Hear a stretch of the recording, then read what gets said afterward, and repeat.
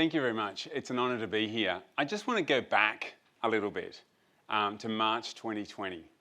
We all remember that time that basically the pandemic started spreading around the globe.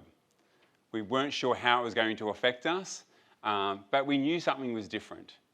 And we realise now how different life is.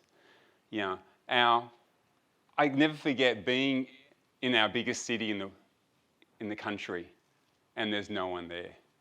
That was in May, and I just could not believe how much things have changed. There was uncertainty. There was, it was just anxiety. People weren't sure what was going to happen. And then what we saw happen was something that has never happened in Australia before. Our supply chain. Our supply chain has broken. We realised that I was sitting there and never seen so many planes just grounded as I was heading back. Police everywhere.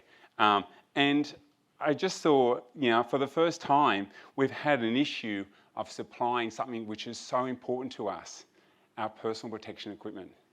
PPE, as we all know today, the PPE is something that we became just in the health sector. There were stockpiles, but we didn't really need to actually worry about the supply chain. Now it's broken. It was actually broken, and it may never go back to the same way it was. What we saw was an opportunity that how can we pull together our resources as a community? We're all in this together. So how do we actually make a difference? How can we come together and really solve this problem for the health sector? We're not from the health sector, but we knew that we could solve this problem. And collectively, we came together with a number of companies, and there's a number of people in the room here today that were actually part of that. I'm very proud to be actually part of that. And Dominic and I really spent some time discussing what we have actually created is something that, after consultation and working and collaborating with the health sector and, key hospitals and health providers, we realised what we've actually created is something quite unique. And ShieldLabs was born.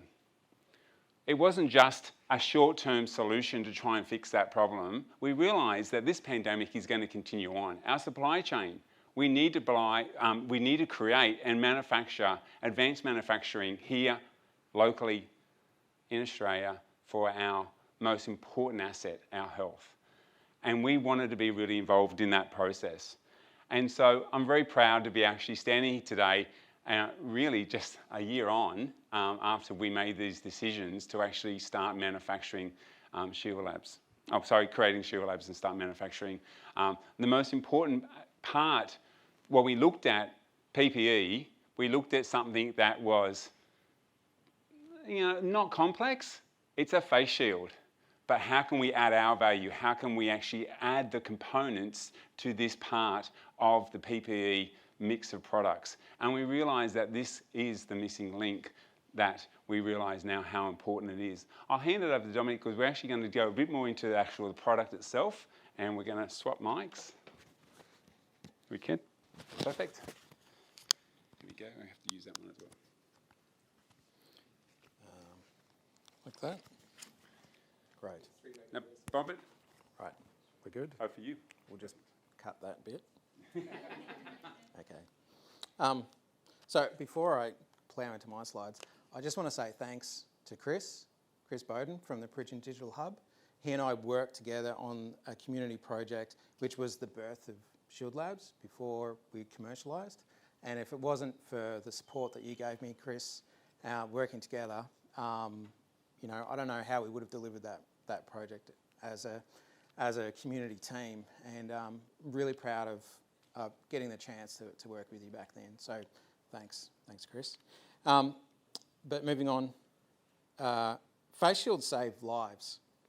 A large study, if we can go to the slide, CJ, a large study involving close to 150,000 people was reviewed by Professor Peter Collingham AM from Canberra Hospital.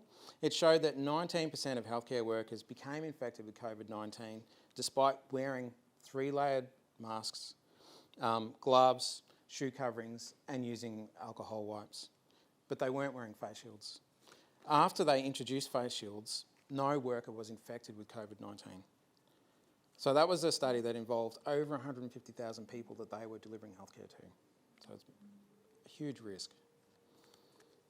Our product features, it's got a lightweight frame, it's got an enclosed top to prevent any ingress, it's latex free, it's ergonomic with reduced pressure on the temples, and it's got a soft comfort band and strap.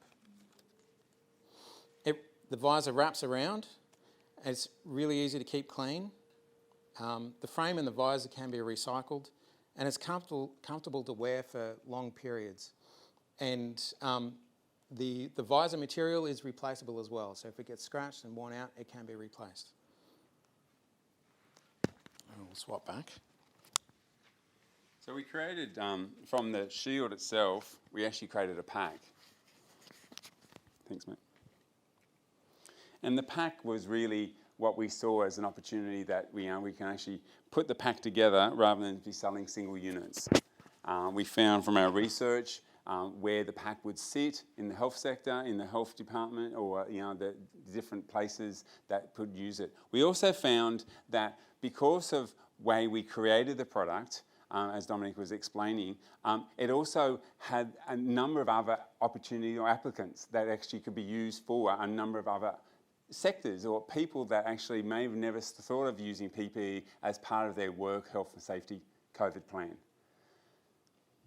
I've lost the remote. Oh, put it in my pocket. Sorry about that. And then we actually were accepted into the Health Accelerator, which was a massive just bonus for us not being in this sector. We really wanted to be involved in the Health Accelerator and being a company that was new to this space and actually just really understand the complexity of the health sector. What we were looking for was ways to actually build contacts and relationships, which we've now done. We've had some fantastic media coverage as a result of being involved in this. So in the last 3 months, it's been a massive journey for both of us and for our company. We've been able to really stretch and be in a safe space with our fellow with the cohort, share our ideas and be able to test theories and test out the ideas of actually how to go to market with this product, which has been fantastic.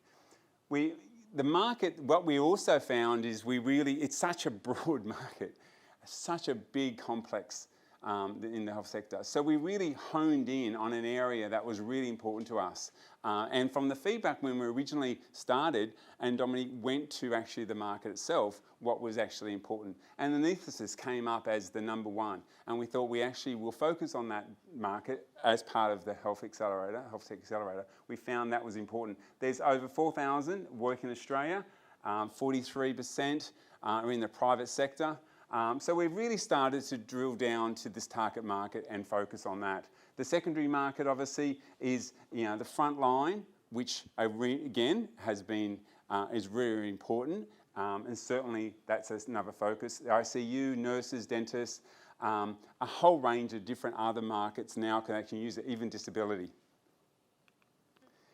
Our vision now in the next 6 to 12 months is to actually get 5% market share within our target market, to have 200 anaesthetists or 5 health regions use our service, have 1,600 kits go through ShieldLabs. That would give us a turnover just under $450,000.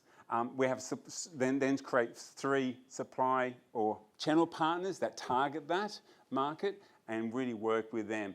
Our main focus here in the vision is to actually create some trials. That's really what we're looking for now from our ask is actually develop a panel of experts that work with us to be able to help deliver not just this product but other products that we can actually start to manufacture for PPE in Australia. Working closely with that expert panel, then create trials and then from that looking at capital investment to actually deliver those trials.